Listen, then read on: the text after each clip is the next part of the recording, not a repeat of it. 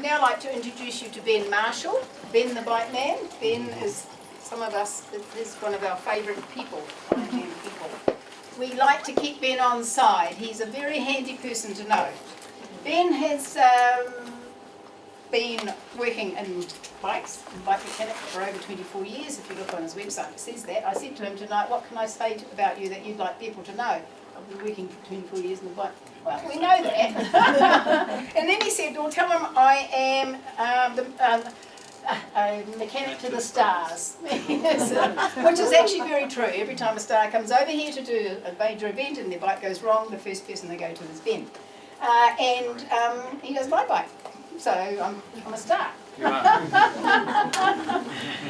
Ben used to also run the bike stations down at Ironman every year, and has his own business over in Marhsall now. I send anyone I coach, always send them to Ben, because I have total faith in Ben and his bike fits. Ben has done Ironman, and he's a great cyclist, a great swimmer and a great runner. Apart from that, Swimmer, biker, yes. Runner, maybe not. oh, well, he's just Good injured, shuffler. that's all. No, he's only a shuffler because he's had plantar fasciitis, that's all, for years. So, let me introduce you to Ben. Have you had your smoke? No, not these days. Not these days, Had to do the biometrics within the Stelzman class. Welcome everybody, thank you for giving up your evening to come and listen to Nikki, Andrew and myself. Bike fit and triathlon is something I love. It's a bit weird, I'm right into it, read all the books, a lot of articles. I'm quite sad. But bike fit is something that is very different for everybody. We have a few people here, apart from this gentleman, we dealt with all these people. And you thought, when Vern was telling the story about them, what they were like and what they wanted to achieve and how they wanted to do it. When Glenn turned up, he brought me a bike with little wee wheels. And a normal road bike has 700C wheels. Real quick story. So he came in with 650C wheels, which are like this, okay? They look like little kids' bikes wheels. I said to Glenn, did you beat up Noah and pinch it off the ark because it was so old? We just kept the thing going and going and going. We just gear and gear up. So Glenn turned up and he says, I need a bike fit. I'm like, mate, I don't have any parts in this. I need a time machine to fix this. We need some help. So we got it going, and Glenn made it work with whatever he had to cut through. It was just a bike that he needed to use. His budget was tight, and we got it going. That's not the case for everybody. Some people have got money to burn left, right and centre, and they just want to have all the flash gear, no matter how fast or how slow they are, they just want all the trick stuff. Come see me if you're either. Werner was an interesting fit. When I did Werner's fit, I think we did it 6 weeks before Ironman. Now, in the old days, you never changed anything before Ironman, before any race. You just dealt with it. I'm still uncomfortable. Just tough it out. You'll be okay. It's only 180 k's. It's here to T-rail. It's not that easy to do. It's much easier if you break it into smaller rides. I'll tell you another story later. Okay, so we did Werner's fit, and I think she was mildly skeptical, about how we were going to pull this off. So we did a bike fit, and she was happy, and the whole world was a better place. If I'd screwed it up, it would have been the end of my business. So bike fit is different for everybody. You can't go to a bike shop and get a bike fit for a triathlete if they just set you up on a road bike and clip some handlebars on it and send you out the door. That's not a bike fit. Bike fit for cyclists has a couple of very specific things. Some of them cannot have their seat as far forward as triathletes. You know what I'm talking about? Yeah. So they are restricted in their position. So if your bike fitter is road bike maniac, he will be very limited in his view of what he wants to do for you. So essentially, bike fit for a triathlete is as far forward as possible, so that you can create some angles. There's some preset angles we're trying to chase on your hero position. If you're way back here, for those that can't see me, a terrible hump back on me, this is not a comfortable position for 180 kilometres. Okay, it's okay for ITU, a little wee short handlebars, 40 k's or 20 k's, hammering around corners. It's a road bike fit for that type of race. you're on the Ironman program or the half Ironman program, your bike needs to be comfortable. You almost need to be able to fall asleep on it. Okay, it needs to be that good that you should be able to fall asleep. Meaning your hands and your shoulders and your back are all relaxed. And basically it's just legs, hip flexors as pistons, just doing their job. Knocking out whatever cadence you need to get to the time or the distance. So fit is very important. It's as an individual as all of us in this room. So Charmaine came and saw me, and she's legit like 6 foot, staring her right in the eyes. And her bike fit was kind of looked like this. She had a small frame and a seat post hanging out, and her handlebars were kind of low. She says, I get a sore back after 5 minutes on the bike. I'm thinking, this is a good challenge. This is going to be fun. So in the end, we ended up with Charmaine's handlebars about 4 inches, 100 mils above her seat. So when Charmaine's riding her bike in this position, all she does is bring her elbows to her aero bars, and that's exactly how she sits. So her bike is comfortable. It looks terrible. When you look at it, she'll forgive me for this. I hope she will. When you look at it, it looks like it's all around the wrong way. Everybody thinks low handlebars, high seat gives me plenty of speed. Okay, if you can't pedal a thing, or your neck is feeling like it's broken, it is going to be no good to you. So comfort is the main thing. Okay, so your bike fitter should be able to differentiate between road and tri. There's a little crossover, like I said, for that ITU, that short course distance. But essentially, long course is a different fit to short course. Okay. If you're lucky enough to have a time trial bike, and what makes a time trial bike different to a road bike is the seat angle is, on a road bike, is like 73 degrees. On a tri bike, it's 78. So on these crazy P5s and Scott Plasmas and all the big brands that make these bikes, the seat angle on a time trial bike is way forward. So this seat post line ends up starting here. So the seat can come all the way forward to almost over the middle of the bottle cage. Okay, so Luke McKenzie, Cameron Brown, you give me every big name, they're all the way forward and very relaxed. Some of them are quite low, but they have time to spend on their bikes. When Cameron goes out and does 6 hours on a Saturday or a Wednesday or a Thursday, whatever he needs to do, he can spend 6 hours on his aero bars and just relax and build into that position. We might get 6 hours once a week, and not for a whole year. Okay, if you're looking at Tour de France that's coming up, and you're thinking these guys have got crazy aero positions, remember they have restricted seat position. Okay, so they will look completely different to your triathletes. Okay, so bike fit, very individual. There needs to be a certain level of relaxation when you ride, and you get this by having, whether it's comfort over speed, that's the best phrase. You need handlebars that are relaxed, rather than the fastest ones are the straightest ones that have the tiniest little kink, so your wrists are like this, with your elbows pinned together, and there's no room for a drink bottle or a computer or anything. That's the fastest fit. Okay, no one can do that except for the super drug-induced roadies and Tour de France. Because they have a nice bath, a physio, and a magic bag of pills. Okay, another sticker. Okay, that is not comfortable for anybody for any length of time. So most people need some space, and then their wrists need to come all the way back to almost a vertical position. So when your hands are relaxed by your side and you lift them straight out, your hand naturally follows your wrist straight out. Most aero bar brands will do what they call a J-bend or a ski bend bar. That's usually the most comfortable. If you want aero, then you go for the uncomfortable ones. Then you'll change them eventually because your wrists will be just giving you hell. Okay, tight wrists, tight traps, tight lower back. It just all links together. Shoes and pedals. If you do an Ironman, you do not need a single strap shoe to make a fast transition. You have to run from the edge of Lake Taupo along a nifty green mat and up some stairs. Then you can get changed, then you can go for a bike ride.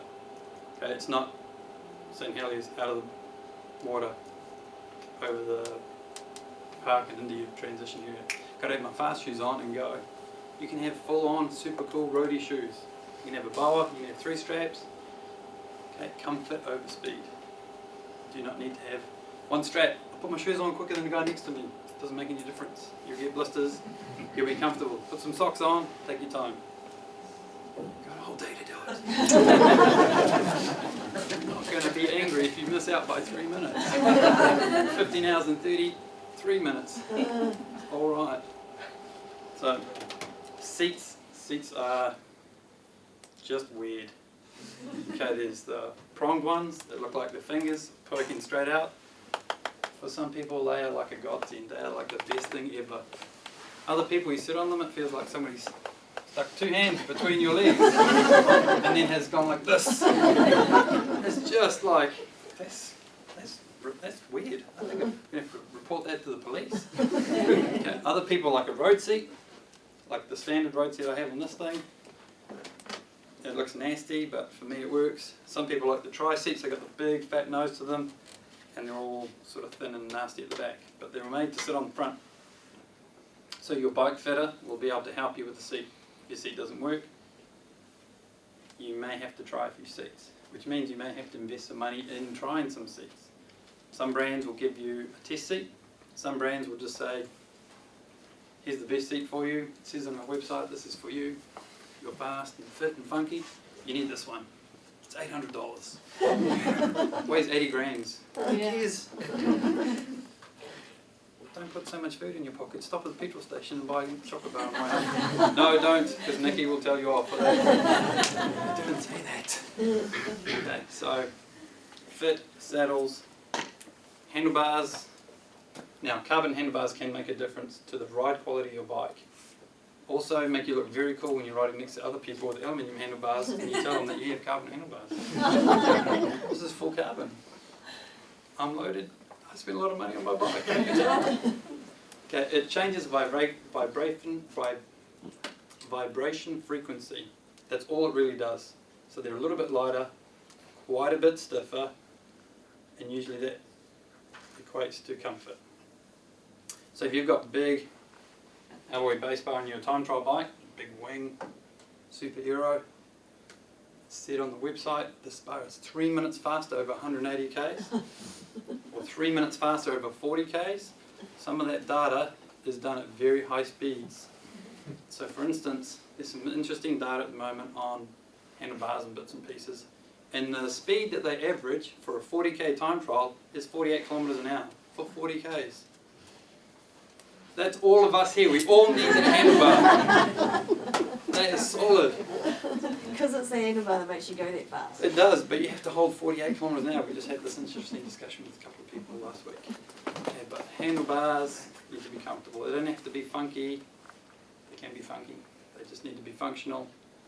Aero bars start at $200 for a reputable brand that's tested and tried and true and doesn't snap when they hit potholes.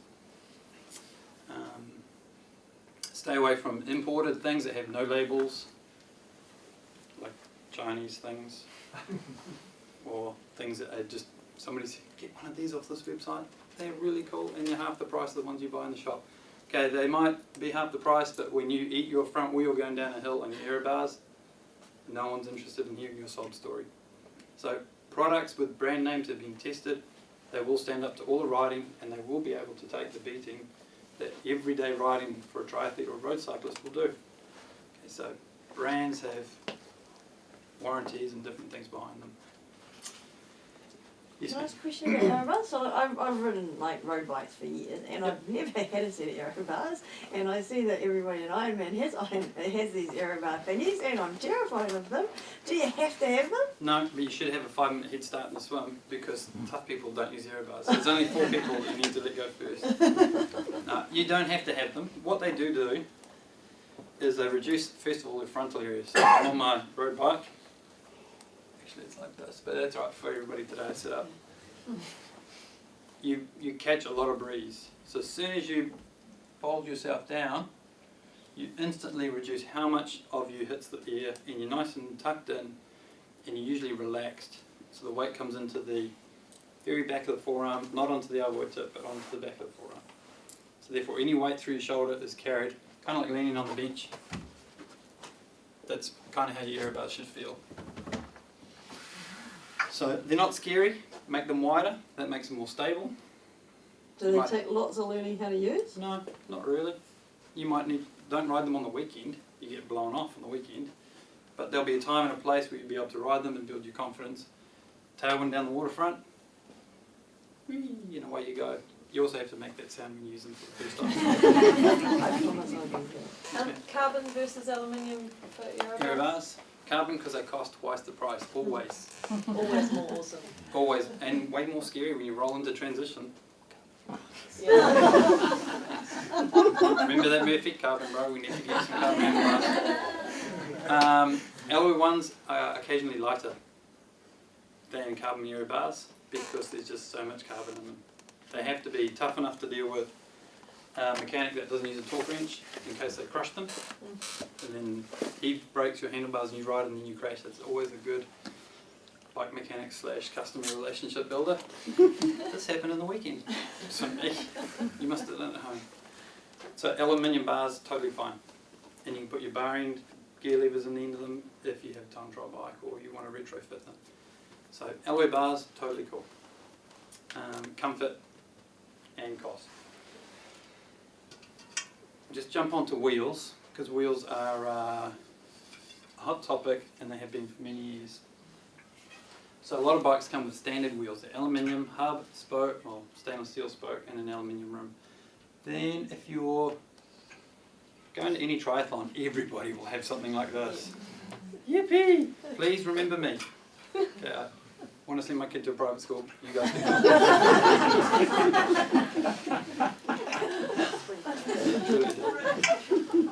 She'll be worth it at the end. So these are on everybody's bike and they range from like $300 for some Chinese thing to, I don't know, 10 grand for a pair if you've got endless budget, right?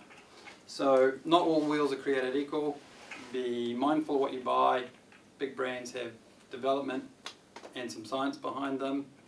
They will make you go faster if you're pedaling in that speed range.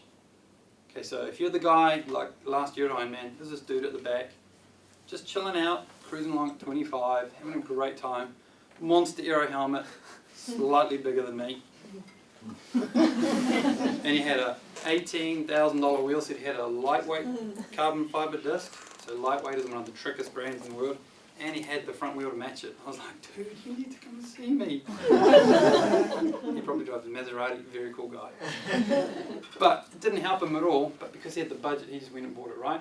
Totally fine with that. If you want to spend all the money under the sun, this is the sport to do it. We have doodads and knickknacks and stuff for everything. This is the only group of people in the middle of winter will put on a sun visor with your glasses upside down and your hat, compression socks, and go for a run for 5Ks in the park. And this is us. We're weird people. Okay, so if you want to buy these, totally cool. Right, rip into it, get the funkiest, biggest ones you can. They will catch some wind.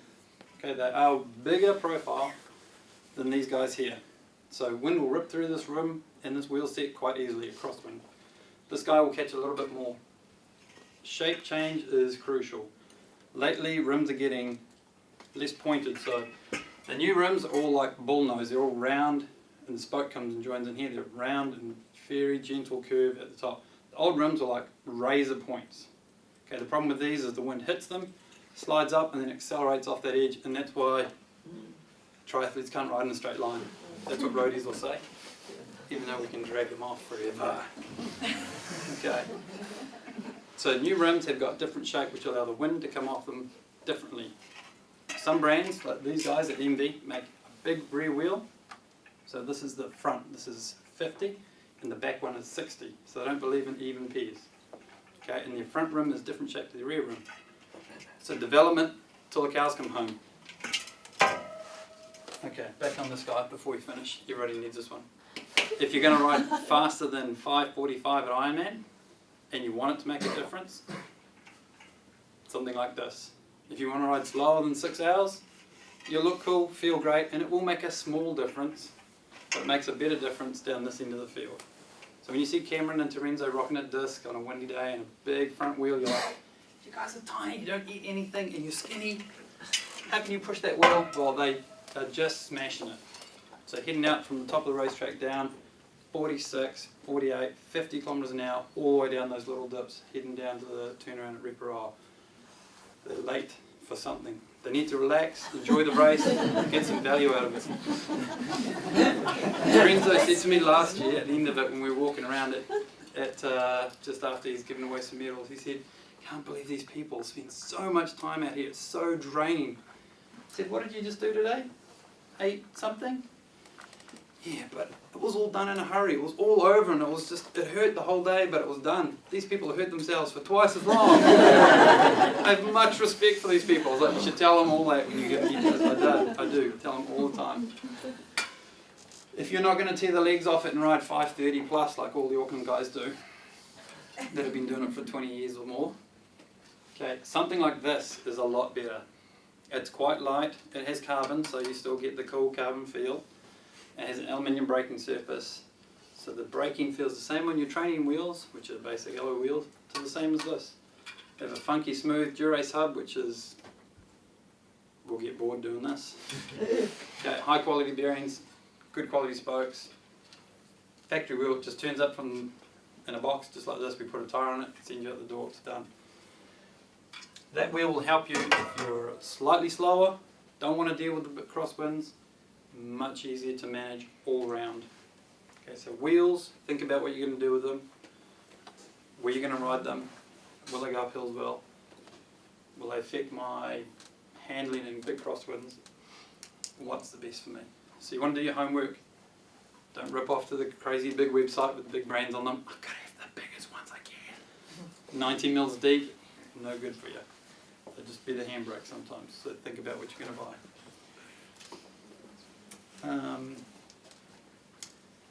When you're buying your helmets and all your other accessories, there's millions of different choices. Helmets range from $100 to $700 if you want one of the $700 ones. Aero helmets versus vented helmets. Aero helmets are cool. They've got that nifty resonation thing going inside them. Feels like you're going fast even though you're not going fast. If they get big banana, like big banana helmets are sort of going out of fashion. The little peanutty shaped ones are coming back in. So there is a product for everybody. You don't necessarily need no vents. Most of us are going slow enough. We want to feel a bit of breeze through our helmet and help us cool off because we're under pressure all day to make it happen. So there's lots of different products. If you have any questions, there are tons of websites. You can call me. A question is easily answered and it might point you in the right direction even if I can't give you the private school answer. So there's lots of options. Okay. Don't get sucked in because your buddy went and bought a $400 pair of bike shoes and you've only got a $200 pair of bike shoes. He's going to beat me. He's not going to beat you. Do half an hour's more training every day, you'll smash the dude. Go and see Andrew, get some swimming coaching and you kill him out of the water first on the bike. You can shuffle home. You'll be sweet. Is there a thing about shoes, about something about Bike shoes. the bottom of the bike shoe? So bike shoes from some brands have stiffness ratings in them. So Specialized do various range of shoes from about $150 to I think $500 or thereabouts is their top shoe. And they're closely related, but by the time you buy the pro looking shoe, it's got nice dials, it's very comfortable, it's got like kangaroo skin inside it, or crocodile skin on the outside if you want to be like that. No, they don't. And they're very comfortable and they're very stiff and they're very well vented. So then you slide down the food chain, they get a little bit less stiff, but you still won't be able to bend them. So you just don't want your bike shoes to bend around the pedal like a pair of running shoes. So they really just support your arch and all your power should be going through the ball of your foot. So for guys it's like standing just on your toes and for girls it's like a 1-inch heel. 4-inch heel, probably going to do too many calf raises. Okay, it'll just look weird after a while. Okay, so you see. What's the best way to get used to wearing clip-ons if you're not really comfortable wearing them? Clip-on shoes? Yeah. Clip shoes. So Shimano developed a pedal called a light action pedal. It's their base model pedal. It's about $90 odd. It is probably 2/3 easier to unclip than all their other pedals. So it's comes in black only, I think. It's very straightforward. It'll last you a year easily. You know, it's a 2-year life pedal we usually get out of them. Nice and easy to get out of. Big wide cleat. So it's got a Shimano big yellow cleat on the bottom. You can walk in them. Very easy. So light action pedal from Shimano is a super pedal to start off with. They don't do it in any other range, so it's only in what they call the 540 or the starting version. So if you buy the Duros pedals, you get to the corner and clip off, fall out. Any other questions? I'm in mountain bike shoes. Shoes? On Yep. my road bike. Does that matter? Slightly uncool, we'll just say. We'll just put it out there. I don't No, really care about it's totally cool. So, Verna coaches a lady, and she did it mountain bike pedals the year before. Totally fine, no problem at all. Right. They just need to be in the right place. Right. So, pedals and cleats need to be set up appropriately for long distance athletes, with cleat placement being the key thing. If it's in the wrong place, it loads your Achilles.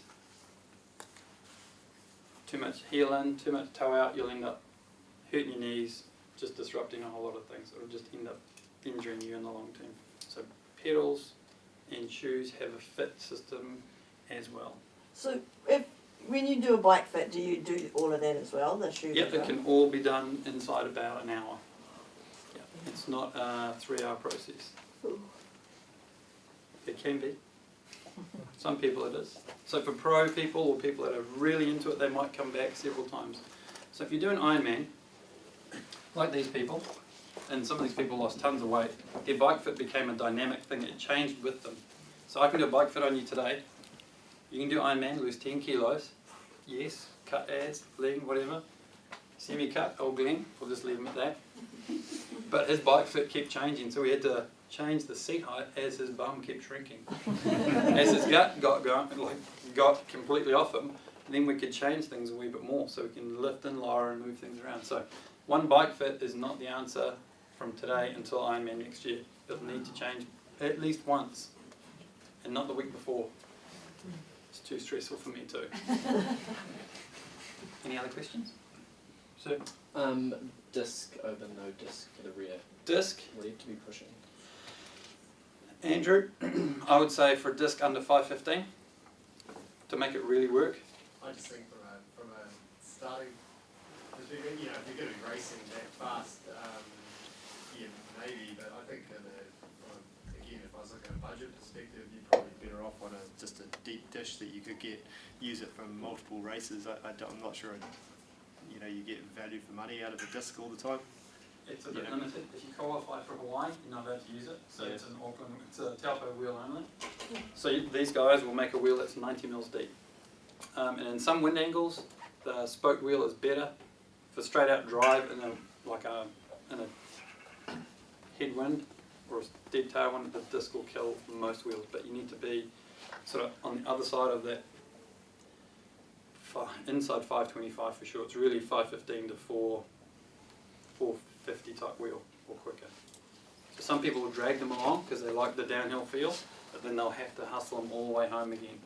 So 90 mil rear wheel, short spokes, heaps of drive, and you can get ceramic bearings in the wheels, and usually disc wheels don't have them as the first up option. They're an aftermarket add-in.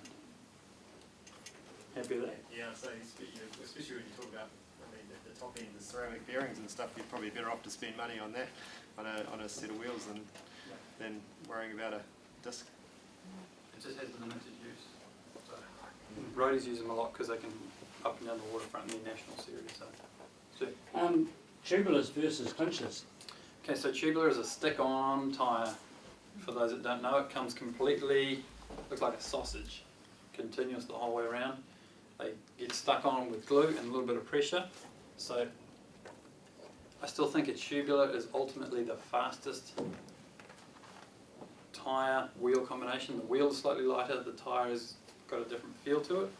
But for 95% of us, or pretty much everybody in this room, a high quality carbon clincher, so carbon braking surface, and a clincher tyre. Clincher just means it's got a tyre and tube in it like your 10-speed did back in the 70s. or the 60s, the 80s. It's not affecting everybody in one go. PR bad. Can you fix that? Try not to insult people in the first meeting. So carbon clinches. You probably want to go to the 90s as well, don't you? Yeah. Not me, but... Carbon clincher is you get great performance. It's cheap. You cut your tyre or you get a flat tube, pull it out, fire another one in, you're done.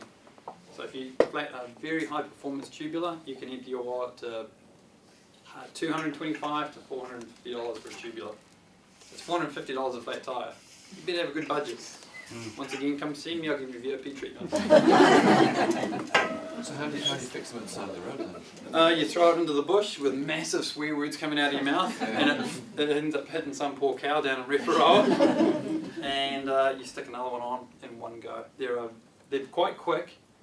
They are people that are a little bit scared of them. Yeah. Sometimes if they're glued on super well, you'll have to cut them off with a With your teeth.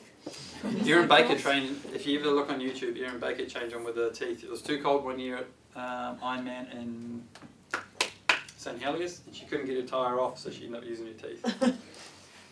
So I think it's on YouTube. Yeah, it's a very cool clip. Aaron Baker, married to Scott Molina, both very good triathletes.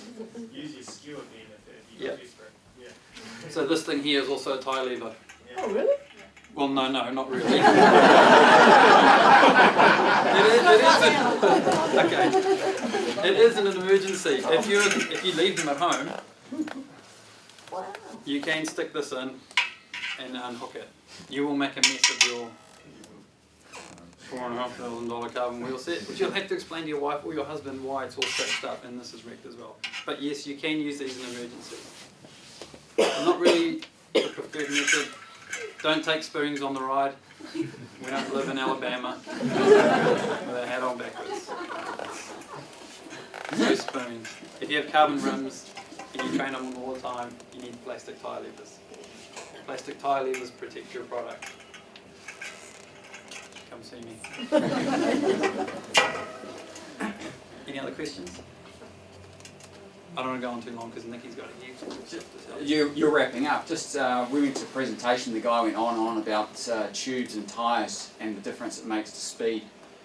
Yep. Guru, biking guru like you from Hamilton. Okay, so tyres are very different. So we have some Continental GP tyres, and these have got reflective belts on them. They don't bring them into New Zealand anymore because no one bought them. They got dorky. When I'm riding at 5 in the morning, I don't want to get killed by some loser in his car with fogged up windows. You can see me from a mile away. Tyre quality, so a $25 cheap tyre you buy and it stays in the shape of a hula hoop the whole time. Yep, did that well. Versus a tyre that you pull out of the box and it all crinkles down and looks like it's made of nothing. They have different ride characteristics. So the cheap tyre is very hard, it's very stiff, it holds its shape really well. When you pull the high quality tyre out of the box, it's all folded up, comes with a nice note made by Helga from Germany, and she made this tyre with love and sweat and tears, and she hates you. But it's made by somebody in a factory in Germany, and it's super high quality, it has great rubber, has a beautiful casing, and it's nice and pliable. Most people pump their tyres up too hard in my opinion. So I'm 80 kilos-ish, and I run 80 psi in my tyres. Really? Sometimes, yep, no flat tyres, just run over everything like I normally do. I'm lazy, hit potholes. I fix bikes for a living, I don't care if I break something. Can I have another one please? Okay, so people run 120 psi in their tyres and they're a tiny little lady, or like little school kids, you see them screaming around the waterfront, they got 120 psi in their tyres. They weigh like 46 kilos. All their bike does is go vertical. Every time your bike feels like it's lifting, that's lost forward momentum. So offshore powerboating, completely irrelevant. But the boat that stays in the water the longest wins. The boat that spends most of the time in the water, many photos for the sponsor, but always comes last. Push bike tyres need to stay on the ground. That'll give you control, grip, and speed. So tyre casing becomes very important because it gives you the control and the speed. Too hard a pressure, it's so much fun. Who's ridden to Reparoa? Roads are stinking. They're rough as guts, right, in the smooth groove where the trucks go. That'll give you a couple of k's of speed without trying. Okay, otherwise, lower tyre pressures. If you're scared of coming off 100, go to 90. And if you're happy with 90, go to 80. So some weeks I'm just too lazy, it ends up being 65. They don't come off. So, sorry, second man. Ladies first. Oh, so if your aim is like, you know, speed isn't that important and actually puncture protection is your priority because you don't want to be on the side of the road having to change your tyre. Yep. Cheaper tyre better because it's harder or what? Not necessarily. So tyre casing changes. So the very tough tyres have got, they'll have, through the centre will have a, depends on the brand and what they call them, but have a puncture protection layer. Okay, so in the top of the tyres where you want it, you don't necessarily need a sidewall made of steel. That will make the tyre very hard and not have enough give in it. So these have got very soft sidewalls and very grippy rubber. So the best of both worlds. And Continental, being a German company, they have to do exactly what they say or else they'll be out of business. So they make a very good quality race tyre that has reasonably good puncture resistance without being too heavy. Other brands make lighter tyres, but when you show them some water, they get scared and go flat. We show them a bit of glass, oh, I'm flat. Cool, I'm in the middle of Ironman, I have to change my first tyre. Not the best time to practice. So lots of different brands. I like Continental because they've always delivered good tyres. They very rarely do bad batches, and they stand behind their gear. So there's tons of different brands, but Continental is a very good brand. So less pressure will give you a nicer ride feel, better ride quality too. Yeah, tyre width, is that going to make any difference on those rough roads? 700 by 25 all day. So 21s from when I used to race, yes, a wee while ago. And when Werner used to race, they used to have 700 by 19. They were like pencils. We used to pump them up to 140 psi. They were terrible things. No wonder we used to crash all the time. I've got good handling skills, I can ride a bike. 700 by 25 with lower pressure. It's a big tyre, it rolls much better. And Kiwis are so behind on tyres. We have missed the tyre change by 10 years most times. Pro Tour riders have switched from 19 to 21 to 23, now to 25. Paris-Roubaix, some teams are running 28s. They have completely different design bikes. They look like the bikes we buy, they're not. But 700 by 25 should fit. That's right, I own that one. And most frames. Okay, so it's slightly bigger, but it's way more comfortable and it's beautifully smooth. It's 25 all day, even if you're little. Any other questions? I think my time is done. Yes, ma'am? Okay. So just realistically, right, if you're riding in the 6 to 7 hour bracket, Yep. does any of that actually matter squat in terms All day, of, all day. like, do you, apart from paying for your kids' private school education, I've which only I got one, by understand, the way. I'm not looking for a fortune, just one. does it really matter? Do you really need to spend all that sort of money on bike and tyres and all that stuff? So if you're riding, when I did Ironman, I hate that line, but when I did Ironman, I did it and had a great time. I did a 6-hour bike ride, totally cruised the day, loved it, high-fived everybody. Everybody that pulled past me, I actually got them on the run, most of them. Okay, so just let them go. If you're riding between 6 and 7, you're in one of my favourite parts of the race because you enjoy the whole day. You want reasonably good top quality tyres at the right pressure, and maybe if you're really into it, you might buy a pair of these, and they will help the whole deal just feel a little bit easier to push along. So some people have put these on and they said, I got a gear out of my crappy wheels to my flash wheels. I got one gear out of them. People put these things on and they say, I got an average of 33 instead of average of 30 over the course. So there is a tangible difference, but there is money to be burnt off to get some. You can't totally buy speed. Okay, if you had a $1,000 bike and you went to 10 grand, you would set the world on fire. Okay, it'll weigh like 6.5 kilos, and your $1,000 bike will weigh 11.5 kilos. Take that much weight off anything, it'll go like the wind. So in answer to your question, it will help, but only very small amounts. Thank you. Don't go and buy a pair of these. Too easy. Thank you very much for your time. Thank you.